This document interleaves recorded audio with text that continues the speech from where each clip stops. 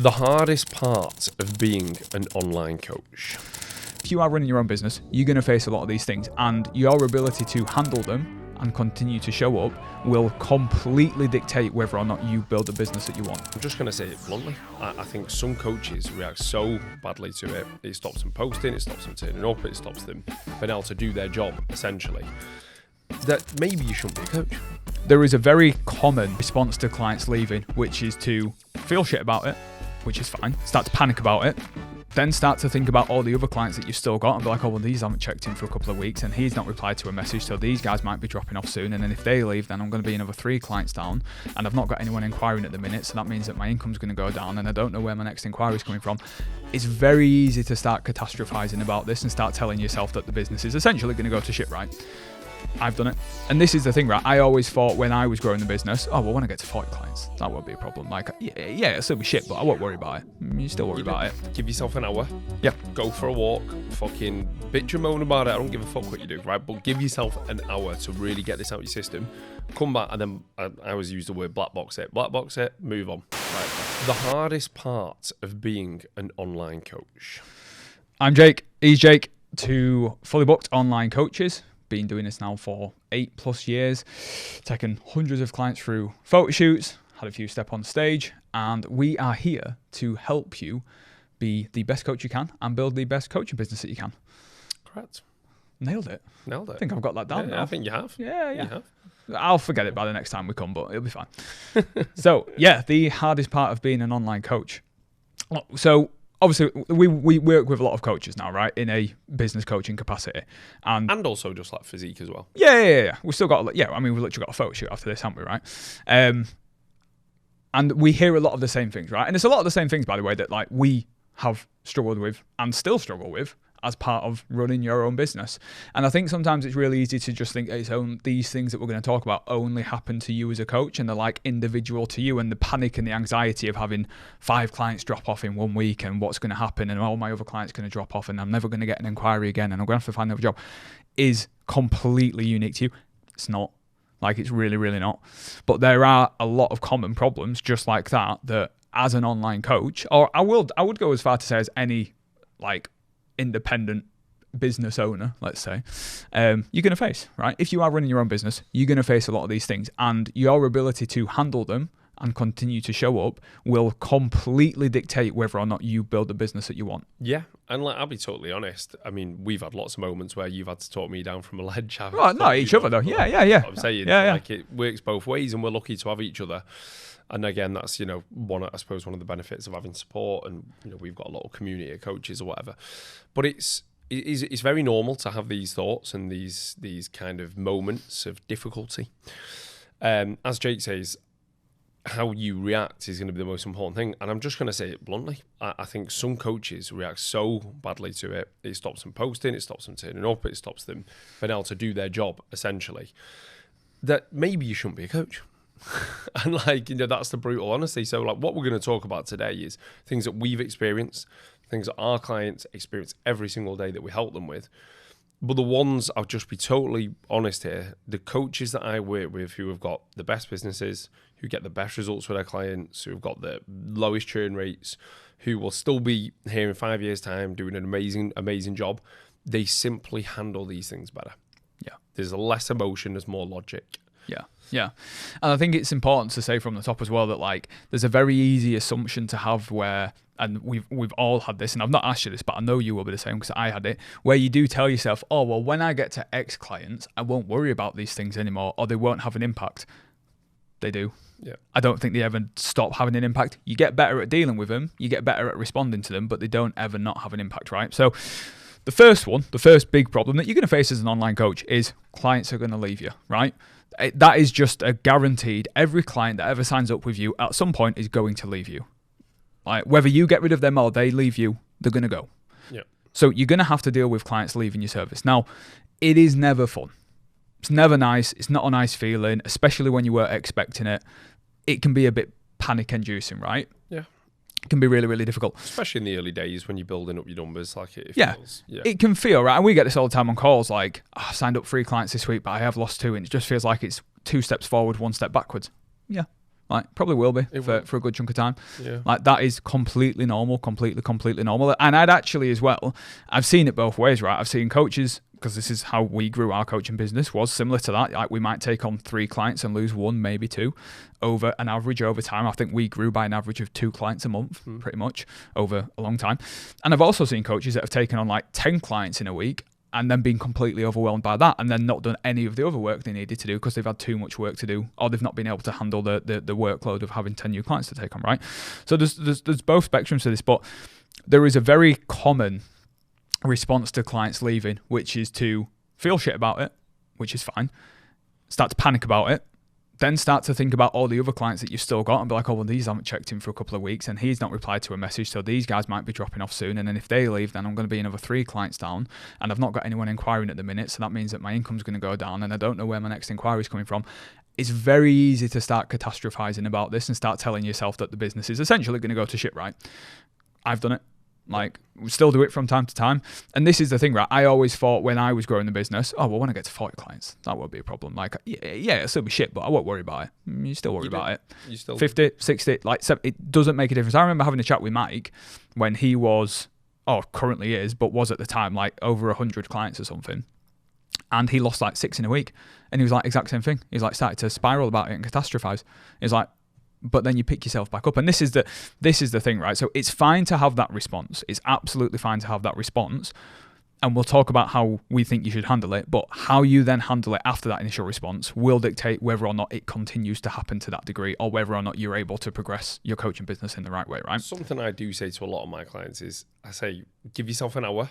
Yep. Go for a walk, fucking bitch and moan about it. I don't give a fuck what you do, right? But give yourself an hour to really get this out of your system.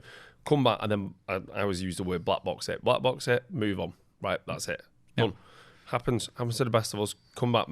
Because I have a lot of clients who will message me and they'll be losing the shit because they've lost a few clients, and a couple of handed the notice in for like 3 months now. And I'm like, right, what do you want me to do? Because like, I can't force people to stay with you, right? Same with, I can't force people to stay with me, right? 2, what's going to get you back on track? What's the thing that's going to bring more clients in? Well, it's going and making content. It's going and showing up. It's going and showing people how much of a great coach you are. Yeah. And if you let it if you just sit on it and let this dwell on you, for too long, you're not going to do those things. Yeah. So therefore, not only have you lost clients, you've now reduced your chances of getting any more. Yeah. Yeah, and that's it, right? So same thing. I'll get WhatsApp sometime, and sometimes a WhatsApp will just say lost 2 clients. I don't really know what you want me to do with that. Like, there's nothing I can do about it anyway, but I don't know what you want me to do about that information, right? And then when we get to the next check-in and we have a conversation, and I get told that, yeah, I lost those 2 clients, my head went a bit, I was feeling a bit shit for a few days, so I wasn't really in the right mindset to make content, so I ended up just not posting for a few days, didn't really go on my stories, just felt a bit shit and a bit sort of worried about it. Right. It's a human response. It's fine. You learn from it. But like you said, by doing that, you are only increasing the chances of that happening again and again and again and again. Yeah. So that's number 1. Number 2, the biggest struggle, or one of the biggest common struggles we see, is just general overwhelm of the amount of things that you have to do as an online coach, right? When you start as an online coach, when you try to build that business, you assume correctly that you will just have to coach, right? Get clients on, you'll coach them, you'll get them a result, post it, sorted. You don't realize, I wish.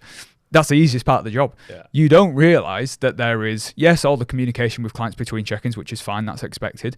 There is then the content creation side of things, which takes up arguably most of your time, certainly in the early days, and learning how to, like you've said in previous episodes, get good at making content, edit content, lighting, audio, like all these different things. There's then learning how to write emails and improve your copywriting. There's learning how to then send those out on a frequent basis, building lead magnets to try and get new clients onto your email list, then learning how to create YouTube videos and post those and start to build up a bit of a message and a voice on YouTube. There's then group coaching launches if you ever want to do those. And that's constant. That is all ongoing at the same time, or at least it should be. And one of the biggest bottlenecks I see with coaches is them not being able to do those things. Yeah. What's the word I'm looking for? Well, I'll say it at the same time. There's a smart word for it, but surprisingly, I can't think of it. But it's just that, right? And I completely get some people are in a situation where maybe they're working a full-time job, maybe they've got kids as well, and they don't have the time to be able to do all of those things well. I get that, and that's correct. And I'm never going to sit there and be like, doesn't matter, find time, stay up until midnight, whatever, right? Even though I do that myself sometimes, I would never sit there and expect it of someone else.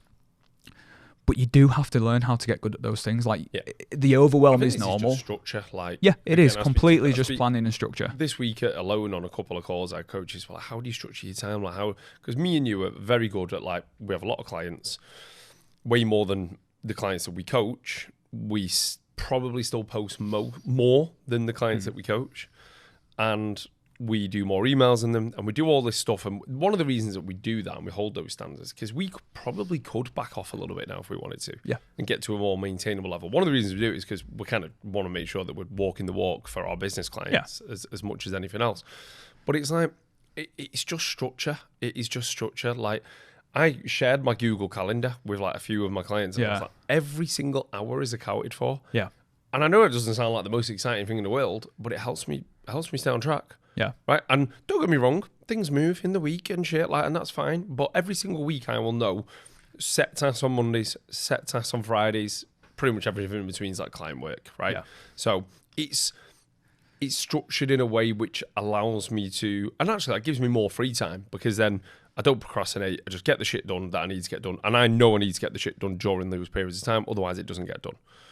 So it is just, and I think the problem with a lot of coaches in the early days is maybe they've got loads of time.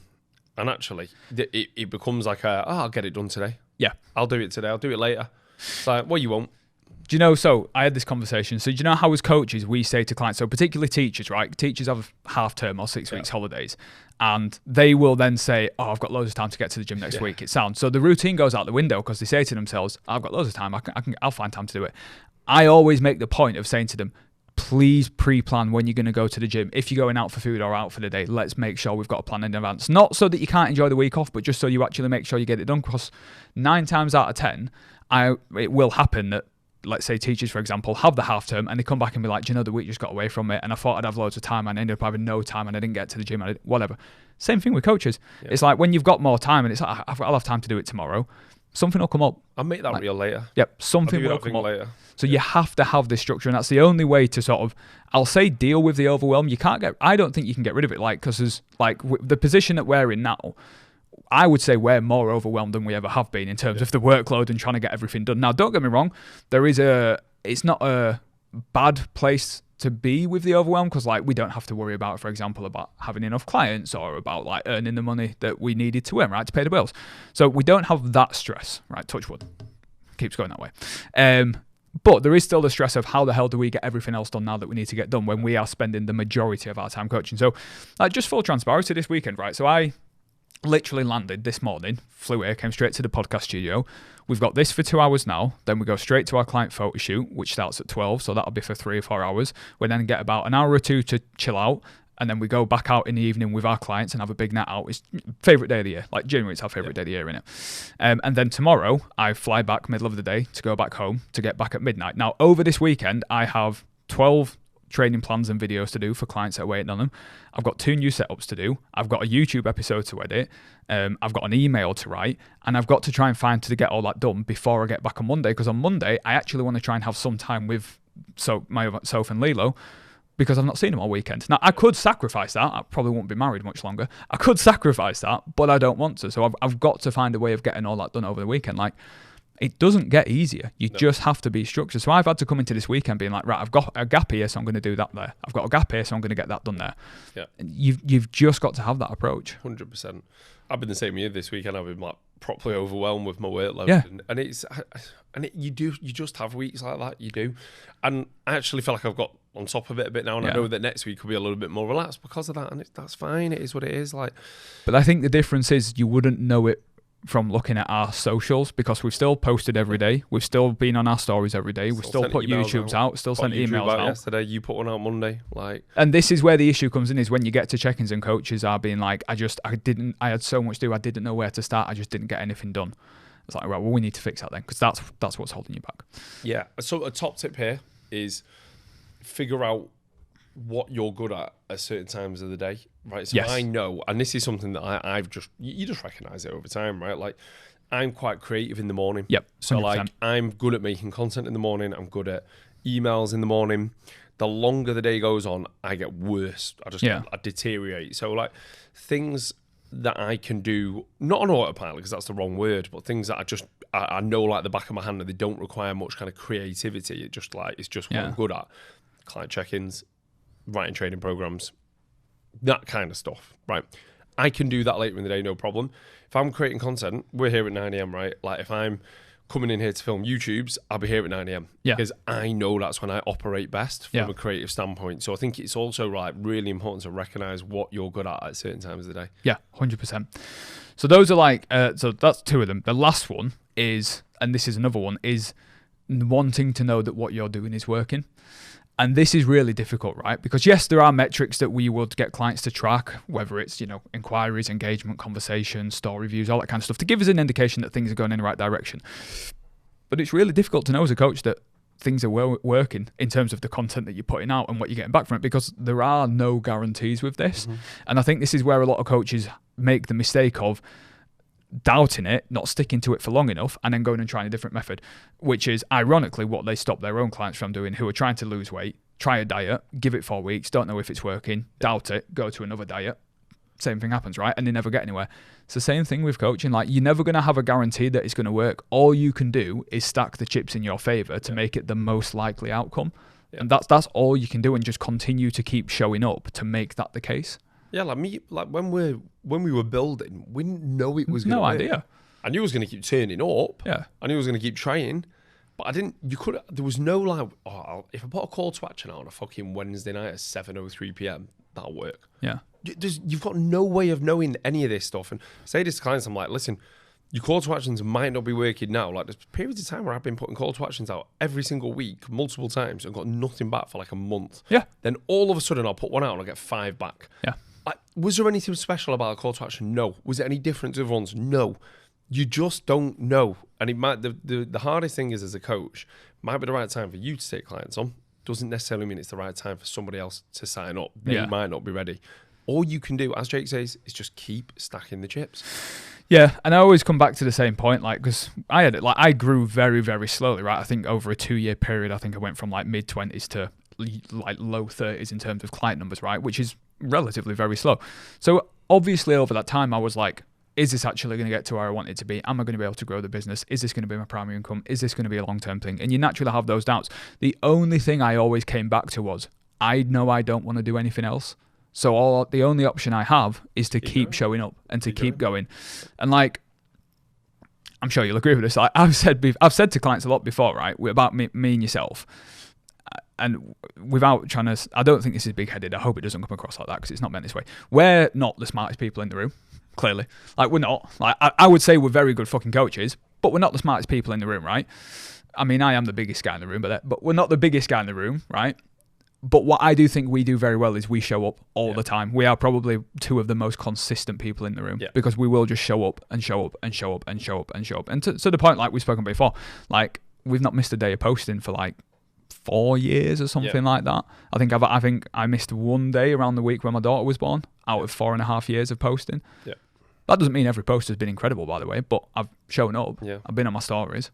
Yeah. Like, we've put YouTubes out. We've done this podcast. Well, not this podcast, but Fish and a Rice Cake. We did that. We've got 100 episodes of that. We came here every single month, like, for 2 years before we changed to doing these ones. Like we went on holiday last year, like both at the same time, and it's like meet up and do a podcast while we're here. Literally. Yeah. You know what I mean? It's like, it's just, and I think these are the things. We're not saying work harder all the time. That's not our point. But you have to show up. We just have to keep being consistent. I see a lot of coaches they'll have a period of being consistent, but not be consistent long enough to see the fruits of the labor. It's like, no, you've just got to keep going. Yeah. Keep going. So, just quickly, how we would advise to solve these problems, right? So, drop-offs, catastrophizing about it, panicking about it, leading to you not doing the things that you need to do. Like we said, the first thing you need to do is accept that it's going to happen. Like, every single client you have is going to leave. So you have to accept the fact that you're got to get used to that feeling, right? Like you said, give yourself time, right? If it feels like shit, take yourself away for half an hour, whatever you need. Just a bit of headspace. Accept it. and then come back and be ready to go again. And then it's about how you respond to it, right? So I had a check-in literally yesterday with a client who, from January to now, he started his online coaching business in January. He's now at 27 clients. Like, he's absolutely smashed it. He's a young lad. He's doing incredibly well. And the reason he's doing well is because every time something has gone, I won't say gone wrong, but he's been stressed out, he's been worried, he's literally responded with, right, how could I improve it? And he's just gone and improved it. And the one thing that's made the biggest difference is that, I was going to say it later, but I'll say it now, it's the time it takes for him to implement something he's thought about, like get an idea into action, is minimal. Yeah. And the less time it can take you to go from idea to action makes the biggest difference. If you sit on these ideas for ages, like I have clients who are like, right, let's make a new lead magnet. 3 months later, they're still making it. Yes. Yeah. I'm like, I know for myself, I'd have had that done in a week. Less. So obviously I built that lead magnet longer, right? I'd literally been out for a run and I thought, do you know what? I could make a really good lead magnet based on like my running and lifting, because it's exactly what I've done. I was like, people will be interested in that. I literally, because it was passion, I was passionate about it, and I was like, I can make this. I made it within a day. Yeah. Made it within a day. I just sat down and I was like, right, let's just get this done, get it out there. Yeah. You've got to get it, just implement. Do you know what I mean? And then, like, listen, if it's not amazing, I can go back and refine it. But what I'm saying is, like, you've just got to get it done. Get it done. The other benefit that you have over time is tracking your data, right? So if you're tracking clients in, clients out, inquiries, all these kind of things, then over the years, providing your business is growing the way that you would want, when you do have a shit week or a shit month and you've lost more clients than you expected, you can look back at that data. We do this all the time. So again, I had about 9 clients drop off in the past couple of weeks, right, since moving, which is fine. I don't think it's anything related to the move, but it's just how it's happened. I hadn't lost a client for 3 months before that point. So when I sat and thought about it, although it felt shit in the moment, because I was like, that's a lot of clients to lose. I'd never, very, very rarely lose that many in one stint. I had to look back and be like, well, I've not lost any for 3 months. Yeah. And actually, when I look at the average, that's exactly where my average normally sits. And I was able to look back at the previous year's data and the previous year's data and actually saw that, well, actually, during the sort of June, July, August, I always have at least 1 month where I drop a few more clients. Yeah. Like, it just always happens. And by the end of the year, I'm always in a net positive position. The same way that you tell your clients to track trends. Yeah. Right, with scale weight and stuff like that. It's the same with this. There are going to be trends. Like, we always notice a bit of a noticeable drop in terms of sign-ups and things like that around the summer.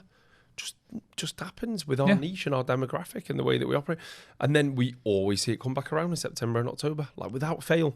And we've got that data from 4 or 5 years, whatever it is. So we can go back and, like, if I am stressing about something, I'll just go back and happened the same last year. Oh, fucking hell, look, happened the same year before. Yeah. And then it comes back around. So then you go, okay. So you do start thinking a bit more logically then and less emotionally about it because you've got the data to back it up. Yeah. So that's what you need to do about client drop-offs and just show up anyway, right? And how to respond to it. Ask yourself, where could I improve? Sometimes there might be nothing you've done wrong, by the way, so don't stress yourself out, but you need to be asking that question instead of panicking. The second thing then, dealing with sort of the overwhelm of so much to do, is you literally have to be structured. You have to know every day what the jobs are for that day to get done, and those should be the same pretty much week to week. So we have set days for set jobs every single week. It does not change. And then you have to focus on one thing at a time. Yeah. Like the amount of times I've got clients that's like, I was going to write an email and then I started doing a YouTube video and then I realized I'd not done my lead magnet yet, and then they've got none of it done. You have to focus on one thing. And like, so something to credit Caleb Ralston, it's something that he's spoken about before. It's if you haven't come across him, I would go follow his YouTube channel. He's brilliant. He speaks about what he uses with his clients is the Eye of Sauron technique, right? So I'm assuming most people have seen Lord of the Rings, right? And the Eye of Sauron, he's got that big fucking eye and it just that big beam that looks on one place at a time.